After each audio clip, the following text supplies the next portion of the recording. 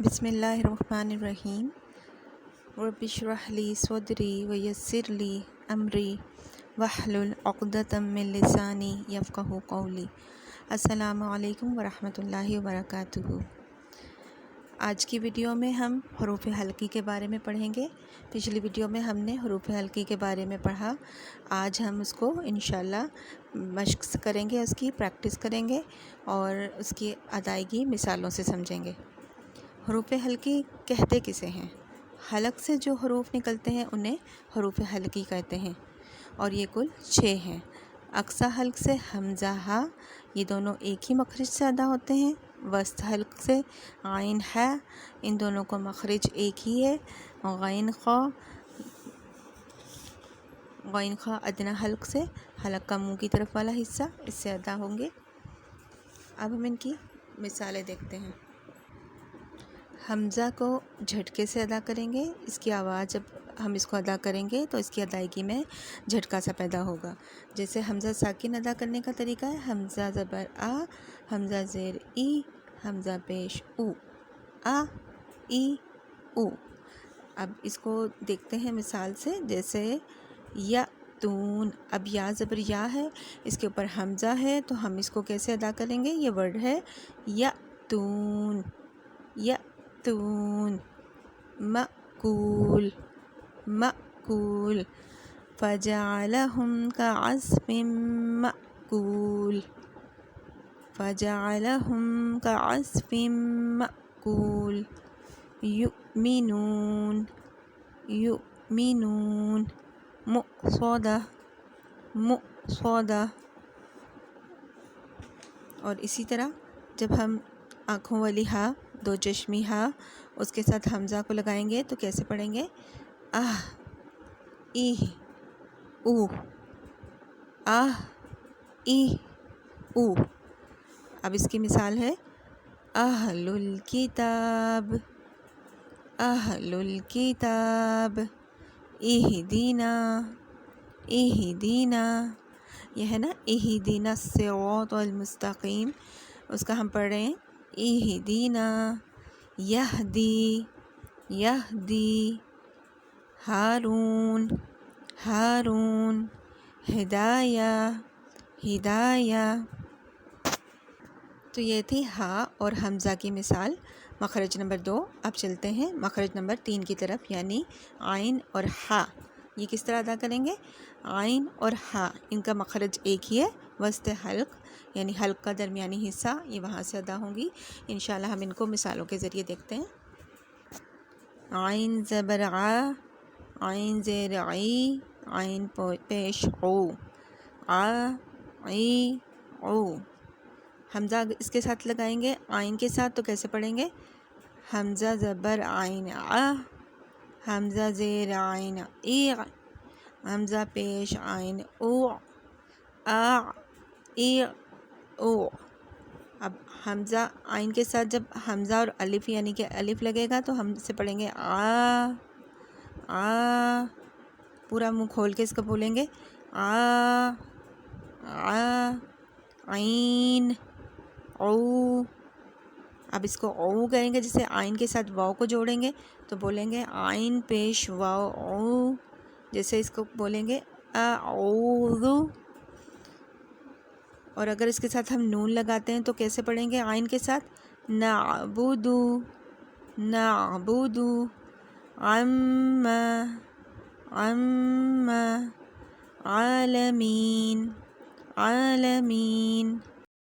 علم والا اور جاننے والا ہے، اگر ہم اس کو علیم کی جگہ پر علیم بولیں گے تو اس کا میننگ چینج ہو جائے گا، اس کا مطلب ہو جائے گا دردناک، کہ علیم جو ہے یہ علم سے نکلا ہے، اس کا میننگ ہو گیا دردناک، رنج والا۔ اب جیسے یہ آیت میں ہے وَلَهُمْ عَذَابٌ أَلِيمٌ، اب اس کا اور اس کے میننگ میں کتنا فرق آ گیا، تو ہمیں اس چیز کا بہت زیادہ خیال رکھنا ہے، دھیان سے توجہ سے پڑھنا ہے، عین میں اور حمزہ میں فرق رکھنا ہے۔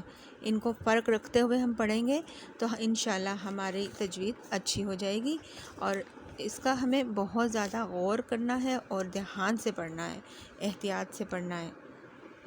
تو یہ تھی عین کی کچھ مثالیں۔ اب چلتے ہیں اپنے مخرج ہا کی طرف. اب ہا کے لیے ہمیں بہت زیادہ پریکٹس کی ضرورت ہے. ہا کی پریکٹس ہم کریں گے حمیم حمیم حمیم. اس کے ساتھ ہم ال لگا دیں اگر ہا کے ساتھ تو بنے گا الحمدللہ الحمدللہ الحمدللہ. اور را لگائیں اگر ہا کے ساتھ تو ہم اس کو بولیں گے الرحمن الرحمن. اور اسی طرح رحیم کے ساتھ اگر ہم را کو لگائیں ہا اور را ملا کے پڑھیں الرحیم الرحیم. احد احد حاسد حاسد حمالة الحطب حمالة الحطب حکیم. اگر ہم اس ہا کو دوسری ہا سے ملائیں، ہا میں اور دوسری ہا میں اور آنکھوں والی ہا میں فرق ہے، ان دونوں میں فرق ہے.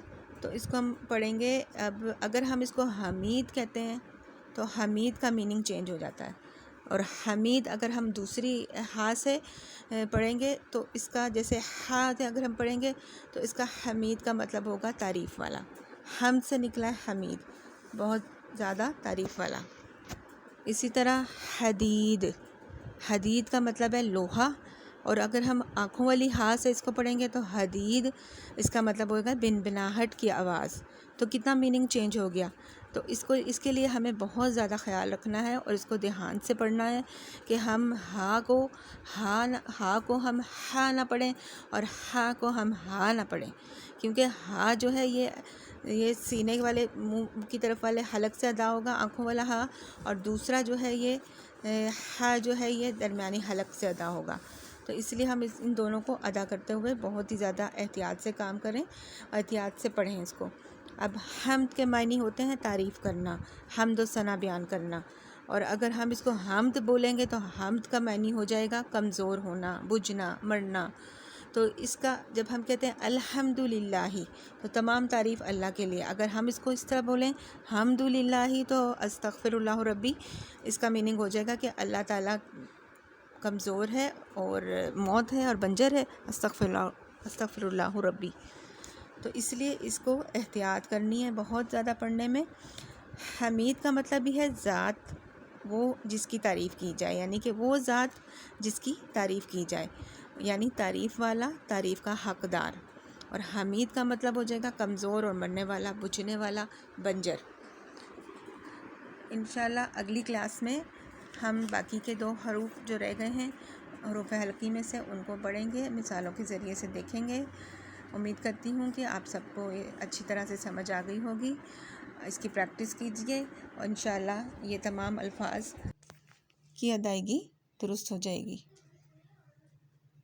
اگر کسی کو کوئی کویشچن پوچھنا ہے تو کامنٹ سیکشن میں پوچھ سکتے ہیں، اور ویڈیو پسند آئے تو اس کو شیئر ضرور کیجیے گا تاکہ دوسرے بھی اس سے فائدہ اٹھا سکیں، اور لائک بھی کیجیے گا اور چینل کو سبسکرائب کیجیے گا. السلام علیکم ورحمۃ اللہ وبرکاتہ. جزاک اللہ خیر.